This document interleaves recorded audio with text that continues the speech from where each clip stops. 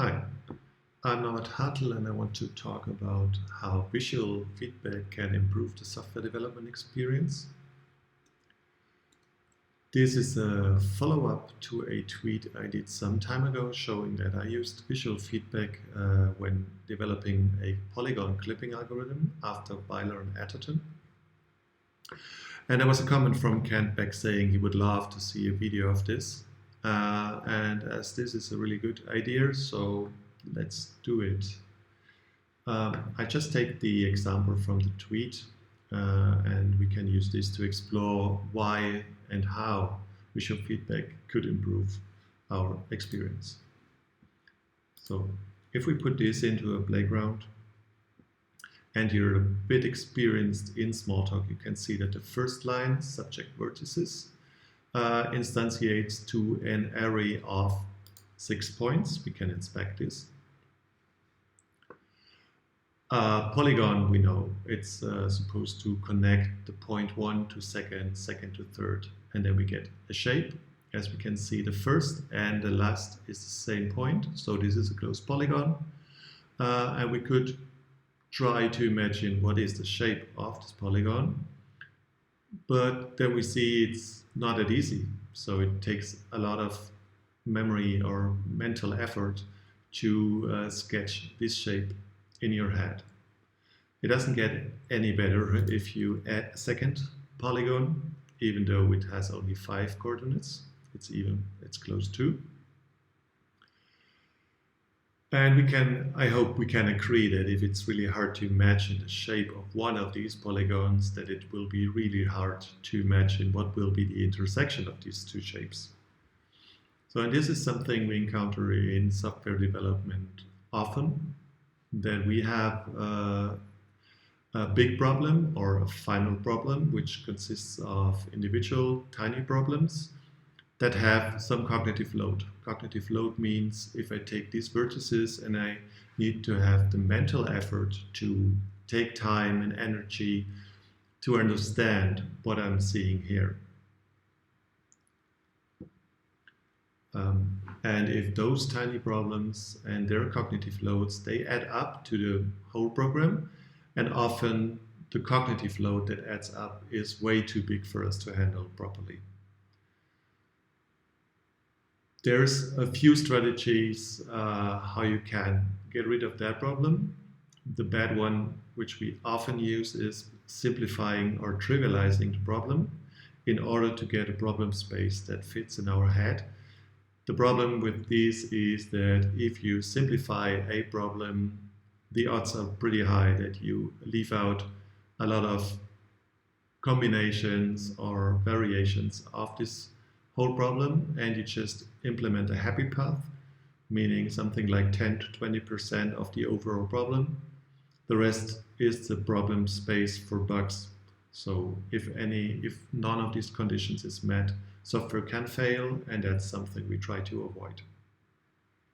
The better strategy, in my opinion, is that often if you look at source code, which we use usually as text, we should ask ourselves if we use the right tool. So the one thing is having a complex problem, which you don't fit in our head. The other problem is we could use a better tool to look at a problem that helps us understanding what it is. And as we are humans and visually oriented, so visual feedback is always something which we are made for. So the why would say, just let's try a little bit to see if there is an approach that helps us ease solving this problem. So there is a toolkit you can load in Pharo, which is called Russell, which allows us easily to draw shapes and graphical primitives. So we use this to add a shape, which it's a polygon. We give it the points of the subject vertices. I just want to see the outline of the of the polygon. So I'm adding a border. Oops, I use the same color as in the tweet. And I don't want to have the error painted, just to see the outline. To have the best view, we zoom to fit, which means the camera of the canvas looks where we add the shape and not somewhere else. So our first confirmation of what we're trying to achieve is if we look at the canvas, we can immediately see the shape. So there is no cognitive load in recognizing this shape, so it's a no-brainer, which was really hard just by looking at the points above to imagine what the shape looks like. So let's add the second polygon, which is the same code. Only exchanging the clipping vertices. And we give it a color green, so it looks like in the tweet. If we add this to the canvas, again, we can see that what was hard to derive from just looking at the points, we recognize visually immediately without any effort. But the interesting point here is that additionally we get a hint of what the resulting intersecting polygon will look like. And this without doing anything, but for the computer we need to do an algorithm, and if your computer is not too fast, you might even beat him in time recognizing this. As the algorithm is already done, what we can do is to confirm that the algorithm detected the right polygon, which is also hard to see if you only get the coordinates back. So we acquire the clip vertices from the Atherton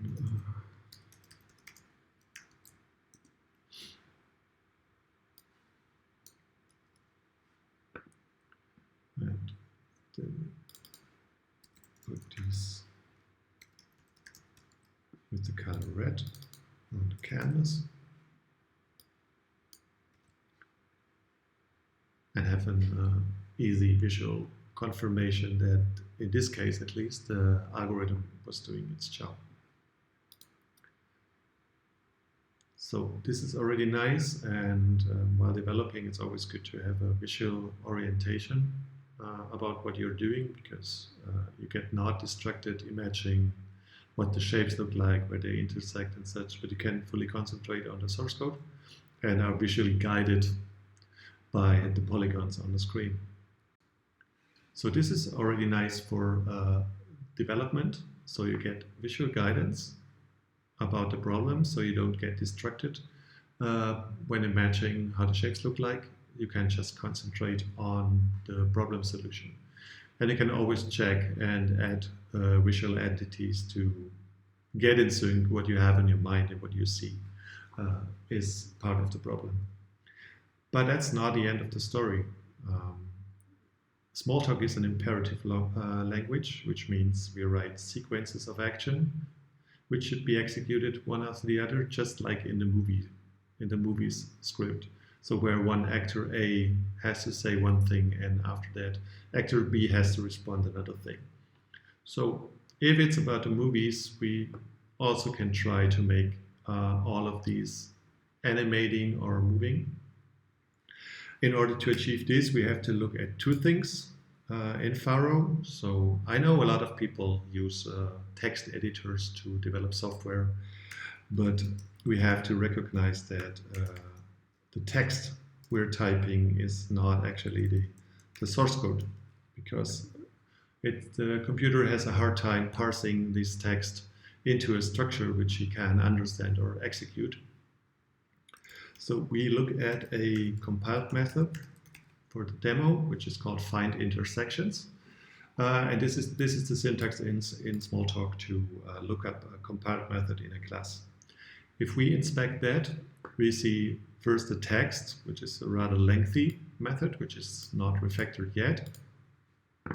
But we can also see the AST, that is the structure that the whole source code is parsed into.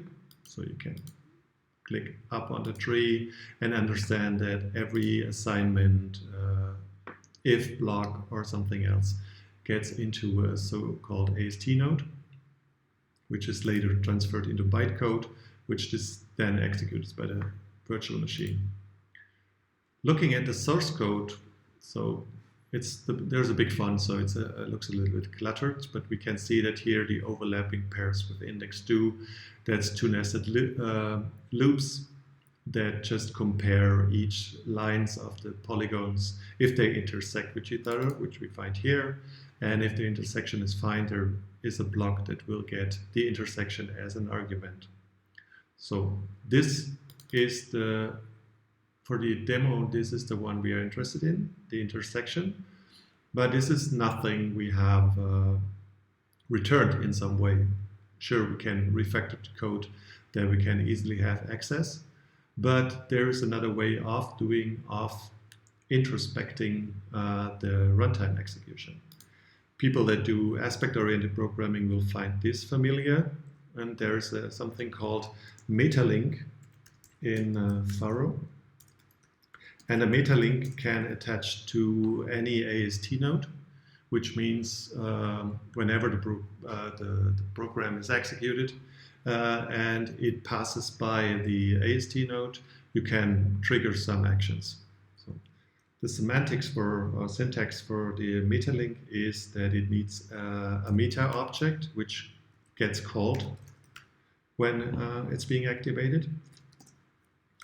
For convenience reasons, this can be a block closure. Then there is, for the arguments that the block closure should get, and this is context, which is a special name for the execution context at that time. And then we have to give the selector for this meta object, and as it's a block closure, its value. So if we get if we have this metalink, we can say whatever we get here, we first try to show it on a transcript, something like find intersection, and then we can ask the context for the variable or the argument intersection.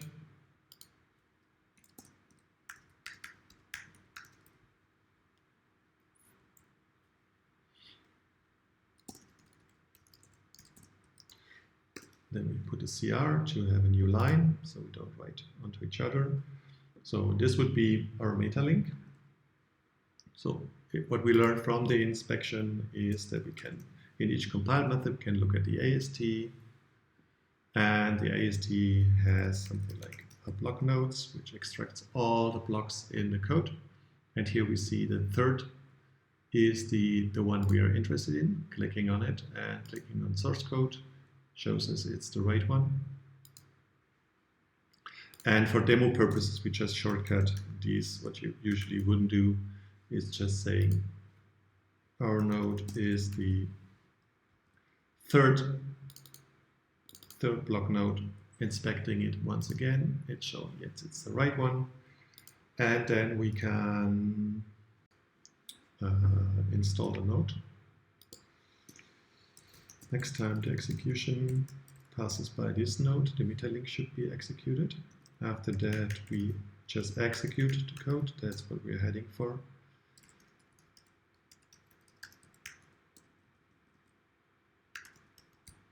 And then we uninstall the link.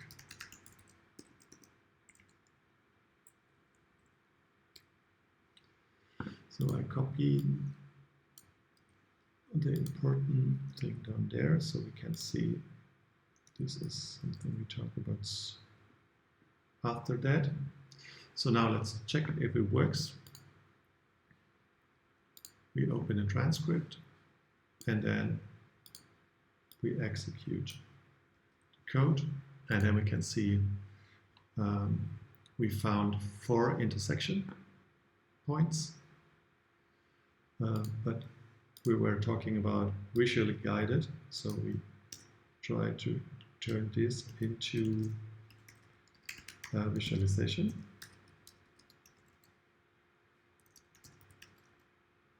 The position we get still from the intersection. It is a point, so you can just use it directly. Let's say size 5. The color orange.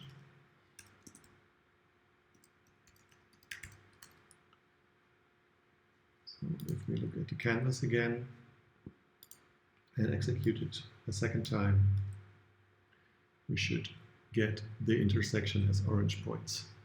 So this is a further confirmation of if the code somewhere in between matches our expectation. So if we look at that piece of code, what we did is that we stretched our hands into the code and extracted a value from there while it's being executed. So this is kind of a code observable. And taking this idea even further, I try to what it takes to explain actually the algorithm by a video using just by executing the code. And in the end, in my prototype now, I'm at the point where the code observables are implemented as a little toolkit that you can say in the end that you have a variable inside a method, and every time it gets updated, you get triggered. So this is a kind of code animation toolkit start. So it's a bit rough now, but I hope I develop that further into the future. So you see it's not that long, so it's still a bit verbose because the graphical stuff takes a lot of lines, so it's most of the lines. I try to refactor that, but if we make that, and I hope it is as clear as I think it is that the animated version more or less explains how the algorithm works. So if we execute this, we see lines are compared, intersections are found, and then we switch the polygons, trace each segment by switching always the other polygon to find the resulting intersection.